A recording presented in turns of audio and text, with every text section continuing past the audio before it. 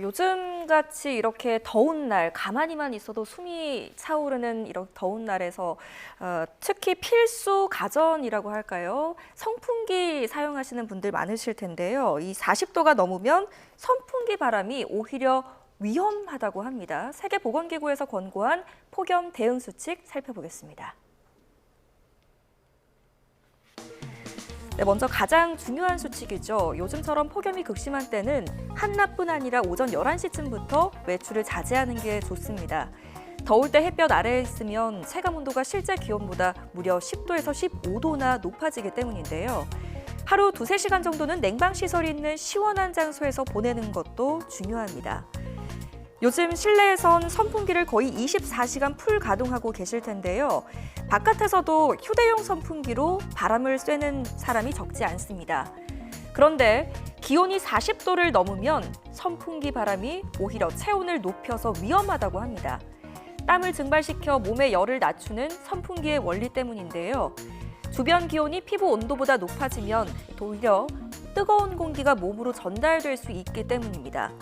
따라서 40도가 넘은 시간대에는 에어컨을 켜거나 냉방시설이 있는 곳으로 대피하셔야겠고요. 에어컨을 켤 때는 선풍기를 함께 사용하면 실내 온도를 4도 정도 더 낮추고 냉방비도 크게 절감할 수 있다고 합니다.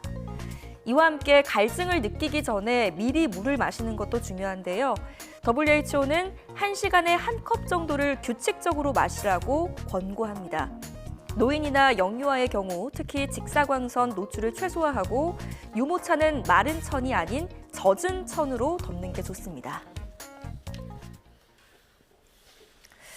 좀 눈여겨볼 만한 내용 중에 선풍기를 틀면 오히려 몸의 온도를 높이는 꼴이 되는 겁니까? 그렇습니다. 만약에 42.5도 기록한 그 지역에 선풍기를 켜면 선풍기가 보내주는 공기가 42.5도짜리거든요. 우리 몸이 36.5도인데 몸을 물론 식혀주기 위해서 선풍기를 가동하는데 그런 주변 온도가 높을 때는 에어컨을 켜서 온도를 낮춘 상태에서 사용하라. 이제 이런 권장 사항입니다. 근데 에어컨 없는 있기야 다 있겠지만 에어컨 켜기 좀 어려운 분들도 있지 않습니까? 취약계층이라든가 이런 분들은 선풍기에 의지할 수밖에 없을 텐데.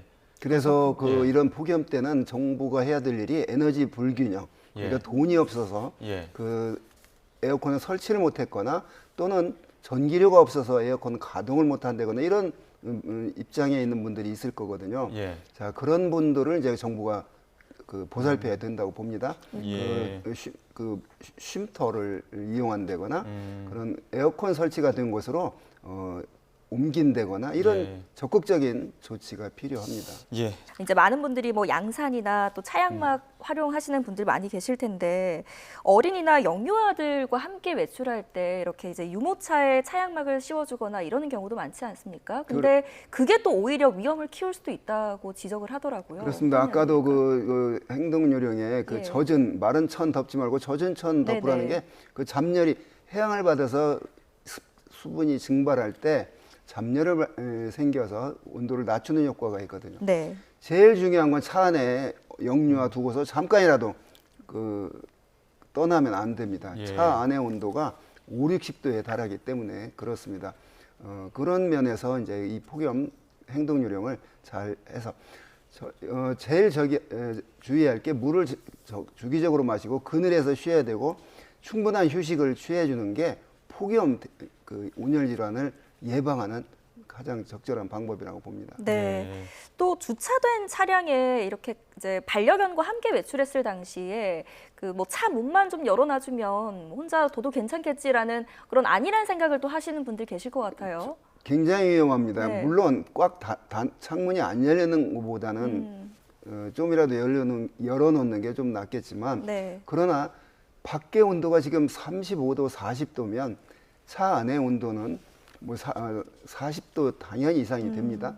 이 앞에 본네트에 계란을 이렇게 딱 깨서 놓으면 후라이가 될 정도로 그 정도의 고온이거든요. 철판이기 때문에 차 안에 어린이를 두고 절대 차를 떠나서는 안 됩니다. 위험합니다.